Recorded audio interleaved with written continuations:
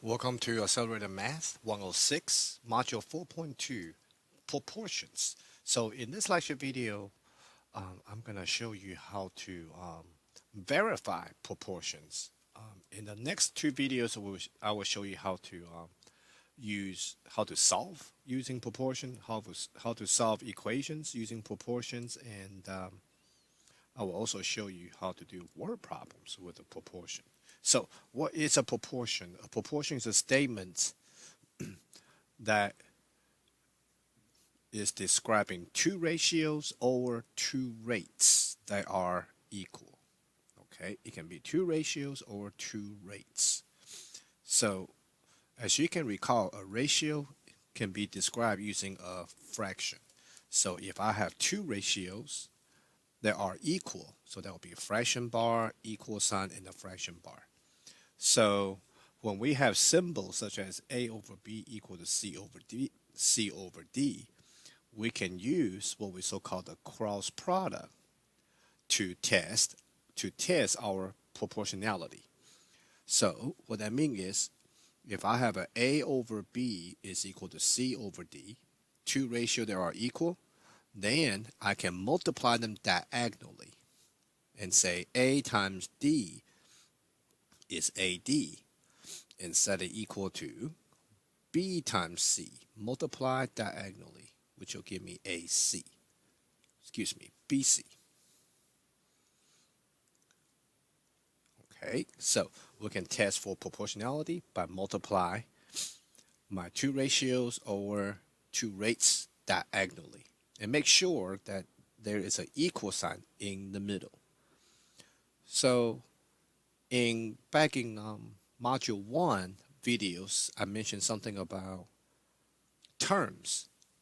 So if you really look at this, an equal sign right here on the left side, there is actually a fraction, no plus or minus signs outside the parenthesis. So this is one term. The right hand side is also just one term. So whenever you see two terms equal to each other, we can always multiply them diagonally using what we so-called the cross product. So let's determine whether the following proportion is true or false. So I'm going to show you how to do this using cross product. Most people can tell what the answer is just by looking at it, but I want to show you how to do this using cross product. So multiply diagonally. That will be 8 times 6, set it equal to 16 times 3. I'm going to write it out for you for the first time, okay? And as you can recall, 8 times 6 is 48. 16 times 3 is also 48. You can check it with your calculator. So 48 equal to 48. So my proportion is true. Okay, that's all we do. Multiply them diagonally. Let's try another one. So remember now, there's different way to do this. Cross product is just one technique. So multiply diagonally. 40 times 8, which will give me 320, set it equal to 10 multiplied diagonally with 30. 10 times 30 is 300. And as you can see, 320 does not equal to 300. So my proportion is false. They are not proportional. Okay. In module 2, we would have said the two fractions are not are not equivalent. Here we're saying the two ratios or rates are not proportional. All right, let me show you how to do this particular problem using calculator. I purposely picked this one so I can show you how to do this in the calculator. So this is the very first time I'm attempting to show you how to key in a mixed number in the calculator. So let's write this out first. Multiply them diagonally. That will be 5 in the 2/7 times 4 and 11 over 16. Set it equal to 9 and 3/8 times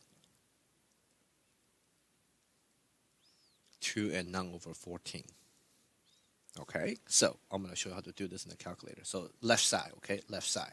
If you're looking at this two mixed number multiplied together, technically it is only one term. Multiplication between anything is only one term by definition of a term in module 1. So how do I key in 5 and 2 over 7? So in module 2, we mentioned a mixed number is a whole number plus a fraction. So I have to type in like that in the calculator. So if I would type like this, 5 plus 2 divided by 7 times 4 plus 11 divided by 16 this way, this will be wrong answer. Why it is wrong? Because if you look closely at in the calculator, I just entered 2 plus signs that are outside the parenthesis.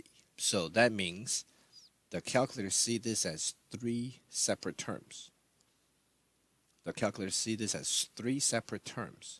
So how can I key in my mixed number so the calculator see it as one term? So remember, I keep on saying we are using addition and subtraction signs outside the parenthesis to separate terms. So what happened if I will put 5 plus 2 divided by 7 in the parenthesis? Then say times, open another parenthesis, 4 plus 11 divided by 16 this way.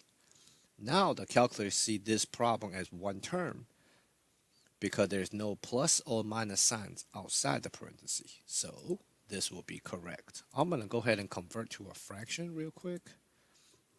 2775 over 112.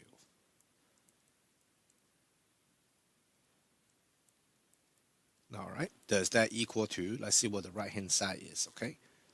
Again, entering mixed number, I have to say whole number plus the fraction in the parenthesis times. Make sure you close it. Open parenthesis again. 2 plus 9 divided by 14. Close it. Convert to a fraction. You can see it is exactly the same fraction. Excuse me, fractions.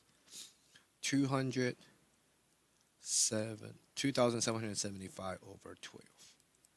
So that means the proportion is true. The left side is equal to the right side here.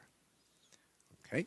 So when we see two terms equal to each other, we can always using this technique called the cross product to help us solving equations or dealing with word problems using proportion. Proportion is a very common, very common concept we normally that people use. All right, that will conclude this lecture video. Thank you for watching.